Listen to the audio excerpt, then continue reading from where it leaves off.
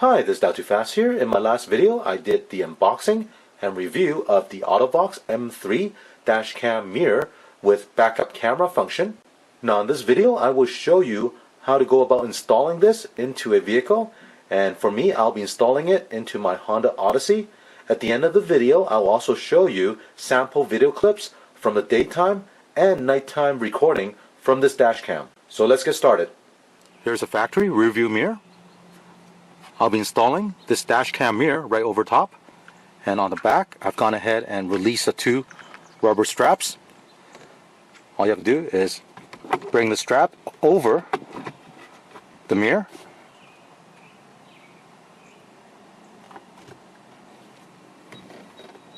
and then place the bottom side of the strap into the plastic hook. And this is what it looks like from the back. The cigarette lighter power cord is 11 feet long. This audio video cable that you need to run from the dash cam all the way to the back of the vehicle is 27.5 feet long. From this mirror, we'll need to run two cables. One is the power that goes to the cigarette lighter plug. The other one is the AV cable that'll go to the back of the vehicle that connects to the rear camera. Now we'll run these cables up to the headliner and then over to the A-pillar. On this Honda, if you want to pull back the plastic trim on the A-pillar, release this clip right here. Pull back the molding. Now this piece will pop open. We'll run the power wire down the existing wire loom. Use some tie wraps and tie this down neatly. So I've gone ahead and ran the wire on the side here, down to the bottom of the dash and over to the center console. Now when you run this wire underneath here, make sure you keep it away from any moving parts like the steering column and the brake pedal. Once you get it to the center console, now you can plug it in to your cigarette lighter plug. For the audio video cable on this minivan, I'm going to run it up top along the headliner here. Now if this was a sedan, I'll probably run it down to the bottom because it's a lot easier. But on a minivan, it's actually going to be a little easier running it to the top. Just make sure you keep this wire away from the side airbag. Once we're done with the front here, go ahead and put the trim piece back on.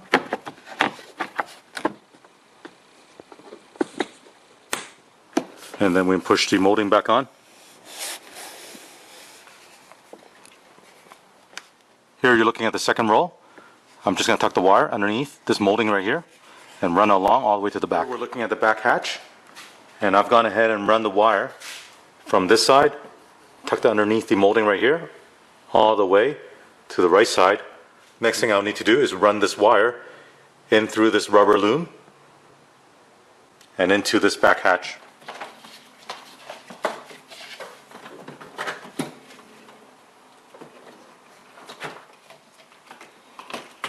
With this rubber loom removed, we'll go ahead and feed this wire into here through this rubber loom and then out into the hatch right here. I'll give you a little tip when you try to fish wire through rubber loom like this. Spray a little bit of WD-40 into the hole along this whole stretch, and then you'll find that it's a lot easier to slide that wire through the loom right here. And there you go.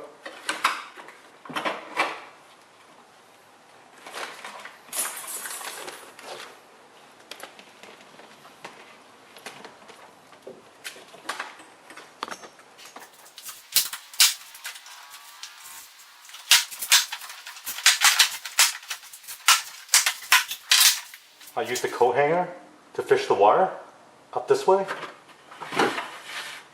So I've connected the red and black wire from the AV cable to the reverse light. Now on this vehicle, the backup light is actually on the hatch, is this one right here. So from here, you can trace the color of the wire all the way back to over here. The positive of the reverse wire is green, and the negative of the reverse wire is the black wire right here. So as you can see, I tapped it and then soldered it. So here's the connector for the AV wire. I used a couple of tie wraps to tie up any extra wire. The next thing I'm going to do is remove the chrome trim piece that's above the license plate. And to do that, there are a couple of plastic clips, one over here. Next one is over here. There's one bolt on this side, followed by another clip right here. So the mounting hardware that came with this rear camera is this bracket right here, and it's meant for you to mount this right behind your license plate. There are 2 bolts that will hold this in. However, on this minivan, as you can see, the camera is going to hit this handle that opens this back hatch. So what I'm going to do is I'm going to find a way to install this camera onto this chrome piece that goes above the license plate, and over here there is a factory location for this backup camera, and that's where I'm going to mount this. So here I mounted the camera in the factory location, and how I did that was fabricated a bracket to hold the camera, and this bracket is screwed to the trim panel right here.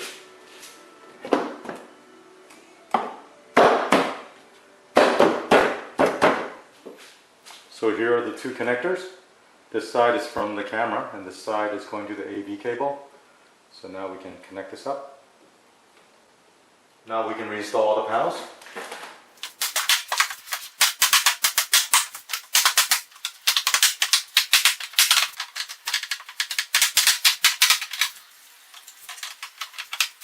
And here's a look from the back.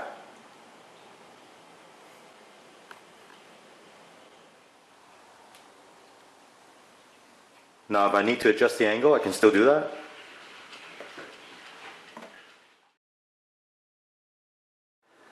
Let me show you how this AUTOVOX M3 backup camera dash cam work. So I'm going to start the car up right now, and then you'll see the LCD turn on and the recording will begin.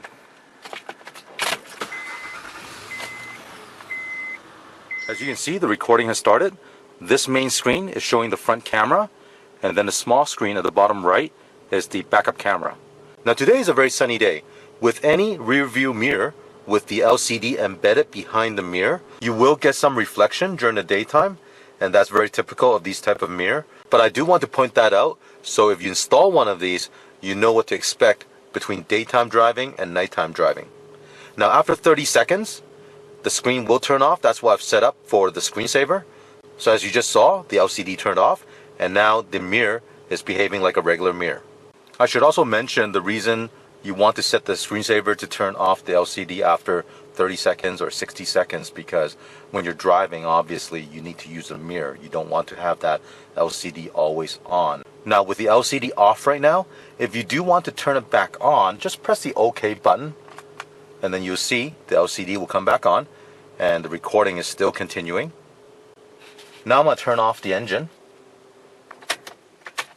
and you'll see the dash cam will turn off automatically.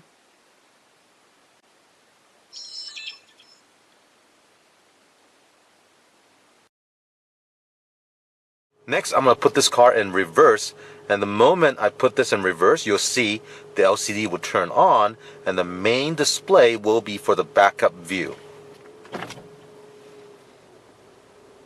There you're looking at the backup view.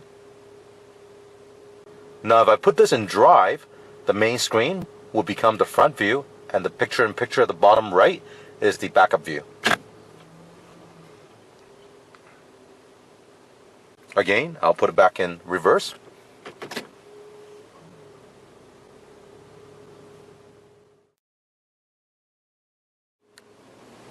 Now you're looking at this dash cam mirror at nights.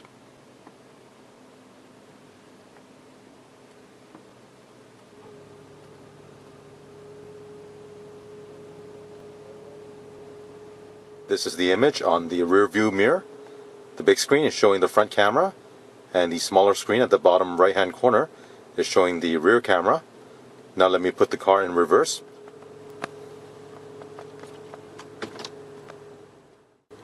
Here's the backup view. Now I'll slowly back up the vehicle.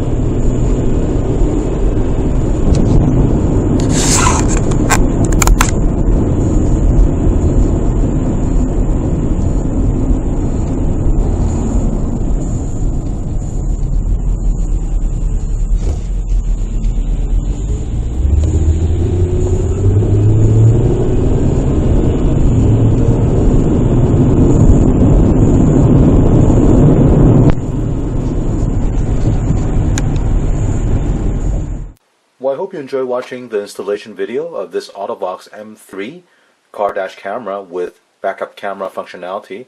The LCD display that's embedded behind the mirror will show you both the front view and the back view. As you saw in the dashcam video clips, the recording has great resolution. You can make out really small details such as license plates for vehicles in front of you. Also, the exposure and contrast is very good. Now, besides being a great dashcam, this device also serves as a backup camera system. And you can see once you put it in reverse, the LCD will turn on, give you a very clear backup view, so it can assist you in backing up your vehicle when you're parking. If you want to learn more about this AUTOVOX M3 dashcam and backup camera system, I'll include the Amazon link in the description below.